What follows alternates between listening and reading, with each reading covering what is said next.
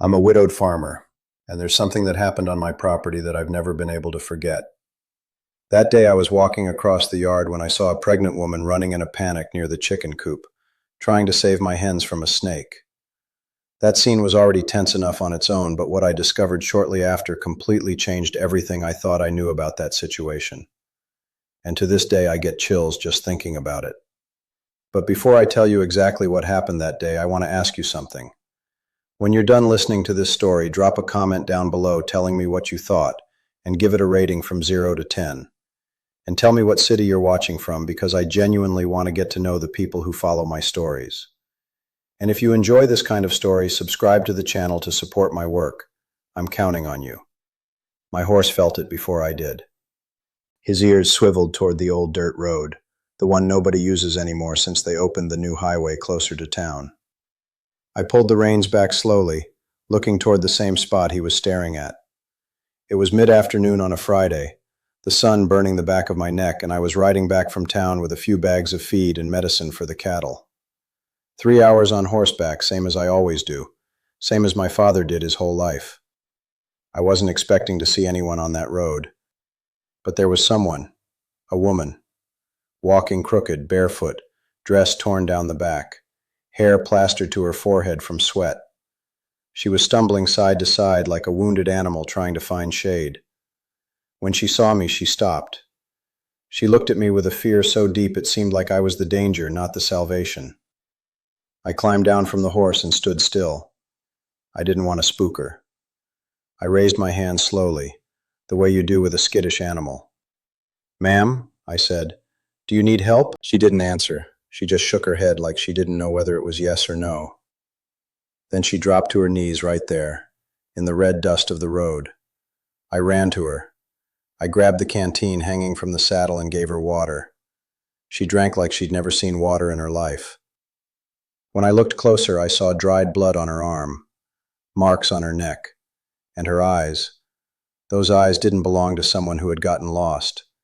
They belonged to someone who had been left to die. My name is Thomas Hargrove. I'm 51 years old, a widower for 5 years. I live alone on a small ranch near Holbrook, out in the high desert of northern Arizona, where the land is dry and life is too. I learned early not to get mixed up in things that weren't my business. I learned to live quietly. But when I saw that woman on the ground, struggling just to breathe, I couldn't turn my back. I lifted her onto the horse with me and brought her home. During the ride, she spoke little. She said her name was Rebecca, that she had worked on a big ranch in the area, that she had seen something she shouldn't have, and that there were people who wanted her to disappear. I didn't need to ask anything else. People who live out in the country know when a story is true, and that one was. I got home when the sun was already hanging low. I set Rebecca up in the guest room, the same one that had been my wife's, which hadn't had a soul in it since she passed. I gave her clean clothes, food, water. She ate slowly like she was afraid she'd be sick. Then she fell asleep without saying good night.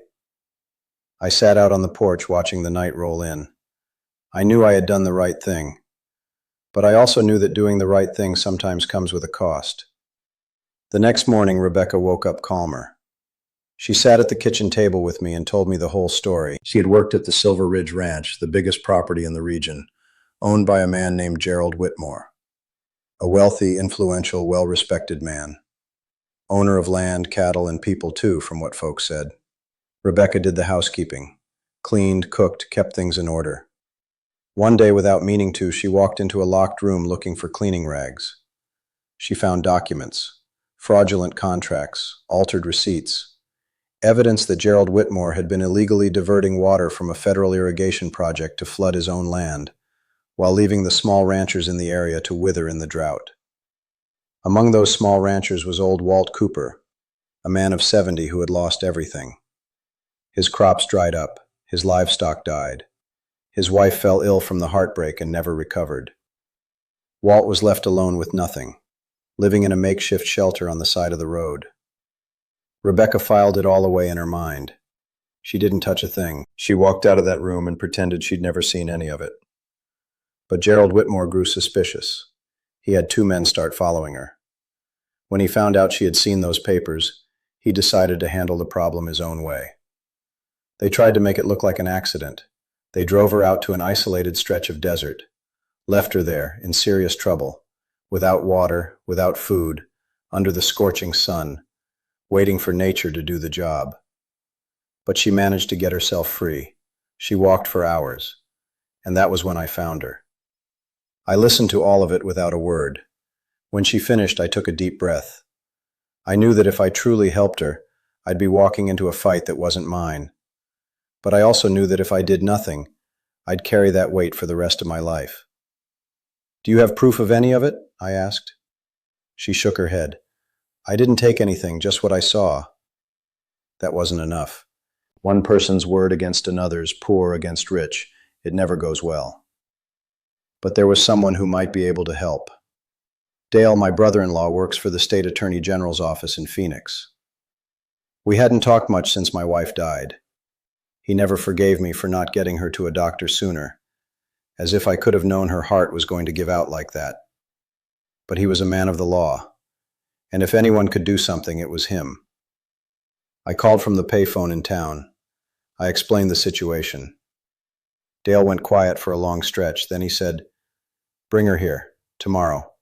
I'll see what I can do." I thanked him and hung up. When I got back to the house, Rebecca was out on the porch looking up at the sky. I sat down next to her. We stayed there, quiet, listening to the wind. "Why are you doing this?" she asked. I thought about it before answering. "Because some people need someone to do it." She didn't say anything more, but I watched a tear run down her face. The next morning, I saddled the horse and got everything ready for the ride. Phoenix was about 4 hours away on horseback. We planned to leave early and arrive before noon. But just as I was tightening the saddle, I heard the sound of a vehicle. I turned around and saw a black pickup truck pulling up in front of the gate. 2 men climbed out, leather hats, boots caked with dirt. I recognized one of them.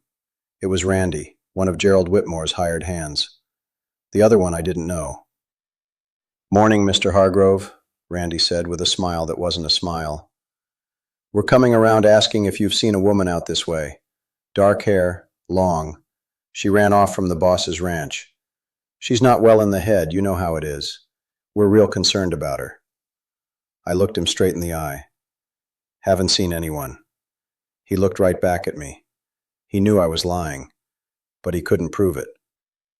"Thing is, word got around that you rode back from town yesterday, with someone on that horse." My blood went cold. Somebody had seen, and somebody had talked.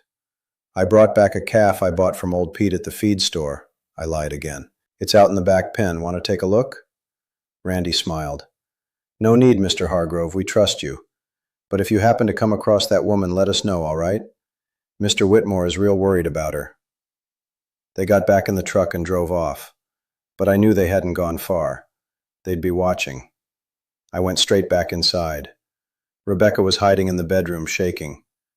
"They know you're here," I said. "We can't go out by the road. They'll catch us." "Then I'll leave," she said. "I don't want to bring trouble down on you." "It's too late for that," I said. "We're in this together now." I thought fast. There was an old trail that cut through the desert scrubland, passed through the brush, and came out on the other side near the county line with Winslow. It was a rough path full of rocks, but it could get us to Phoenix by a different route. Nobody would expect us to go that way. I packed food, water, a blanket, loaded everything onto the horse. Rebecca climbed up behind me.